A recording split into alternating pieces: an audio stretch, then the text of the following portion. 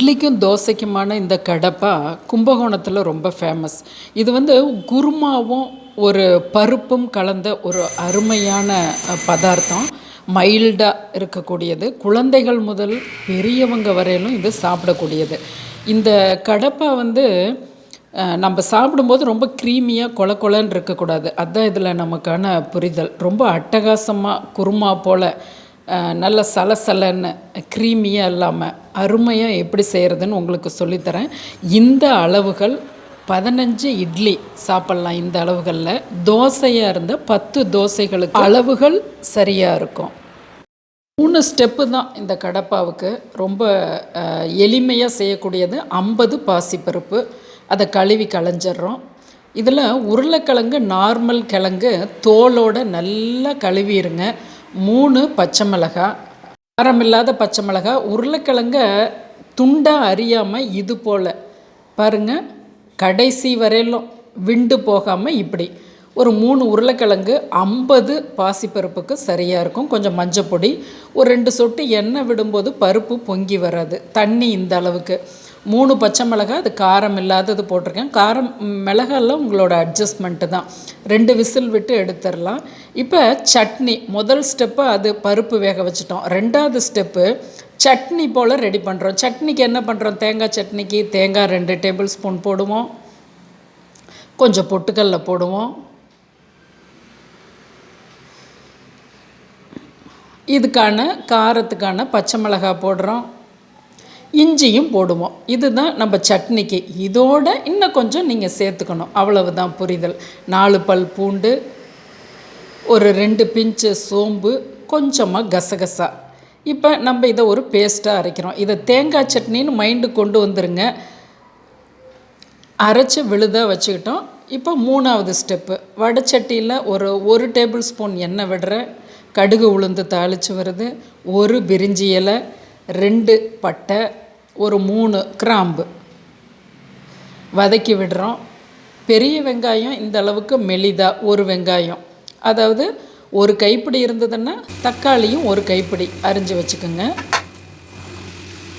இப்போ நம்ம அந்த பருப்பை எடுக்கிறோம். அந்த உருளைக்கிழங்குல இருக்க தோலை எடுத்துட்டு பாருங்கள், பருப்பு நல்லா மலர்ந்து வெந்திருக்கு. உருளைக்கிழங்க நல்லா உதிர்த்து வச்சுக்கலாம். பருப்பை அந்த மிளகாயோடு போட்டு கடைஞ்சிக்கலாம். இங்கே வெங்காயம் வதங்கிருச்சு, 60% வதங்கியிருக்கு. 2 தக்காளி.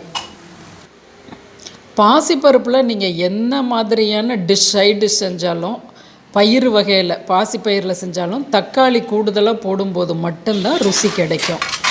இதுக்கு தேவையான இந்த கடப்பாக்கு தேவையான உப்பை போட்டுருவோம். ரொம்ப கரைஞ்சி கொடுக்கணும்னு இல்லை, ஆனாலும் நல்லா சாஃப்டாகணும் தக்காளி. ஒரு 2 நிமிஷத்தில் சாஃப்ட் ஆயிடுச்சு.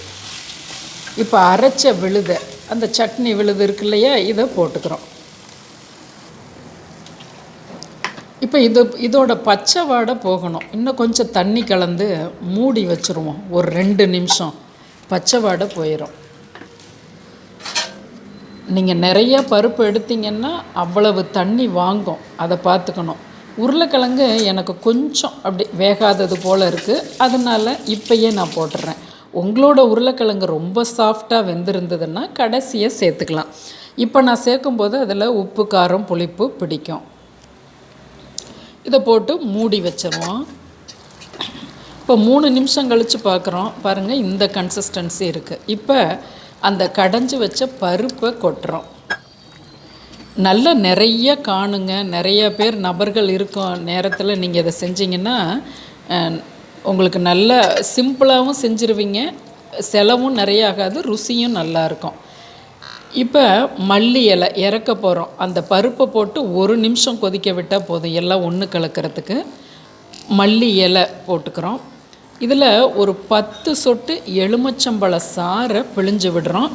அப்போ நம்ம ஸ்டவ்வு ஆஃப் பண்ணியிருக்கணும். இப்போ ஆஃப் பண்ணிட்டு தான் நம்ம எலுமிச்சஞ்சாறை பிழிகிறோம். ஒரு 10 சொட்டு. இப்போ நம்ம நேரடியாக சாப்பிட்றலாம். கரெக்டான இந்த பக்குவம் பாருங்கள். இது கோந்து போலையோ வலுவலுன்னோ ஊற்றலை பாருங்களேன், உங்களுக்கு கொஞ்சம் அதை டிம்மாக தெரியுது. இது போல் இருக்கணும். ரொம்ப க்ரீமியாக கொல கொலன்னு இருந்ததுன்னா ருசி இருக்காது. இப்போ அந்த பருப்பை சரியாக எடுக்கணும். நம்ம அந்த சட்னி விழுது அரைக்கிறோம் இல்லையா, அதில் கணக்காக தேங்காய், கணக்காக பொட்டுக்கல்ல போடணும். அவ்வளோதான் புரிதல். ஒரு முறை நீங்கள் இது போல் செய்து பாருங்கள். தோசைக்கும் நல்லாயிருக்கும், சூடான இட்லிக்கும் ரொம்ப மிதமாக டேஸ்ட்டாக அருமையாக இருக்கும். நீங்கள் ஒரு முறை இட்லிக்கும் தோசைக்கும் செய்து பாருங்கள். நம் சேனலை சப்ஸ்கிரைப் பண்ணுங்கள், ஷேர் பண்ணுங்கள்.